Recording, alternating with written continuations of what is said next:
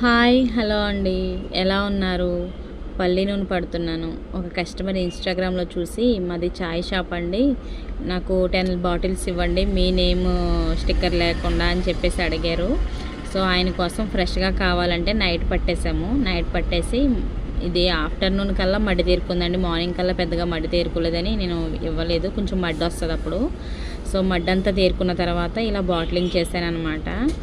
So చాలామంది అడుగుతారు, పట్టినప్పుడు ఒక కలర్ ఉంది ఏంటి, తేరుకున్నాక ఒక కలర్ ఉంది ఏంటి అని అడుగుతున్నారు లైవ్లో పట్టుకెళ్ళే వాళ్ళు.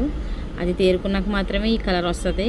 మడ్డిగా ఉంటుంది అనమాట. పట్టిన వెంటనే కొంచెం థిక్ కలర్లో ఉంటుంది. ఇప్పుడు వచ్చేటప్పుడు కరెక్ట్ ఆయిల్ కలర్ వచ్చేస్తుంది అనమాట. అదిగో మడ్డి మీకు అర్థమవుతుంది కదా, అది తేరుకుని ఆయిల్ పైకి వచ్చింది, మడ్డి కిందకి వెళ్ళిపోయింది కదా. సో ఏ ఆయిల్ అయినా ప్యూర్ ఉంటాయండి, మీకు అందులో ఎటువంటి చుక్క కల్తీ కూడా కలవదు. మీరు ఎక్కడి నుంచైనా ఆర్డర్ చేసుకోవచ్చండి. వెబ్సైట్ లింక్ నేను డిస్క్రిప్షన్లో ఇచ్చాను. Thank you for watching.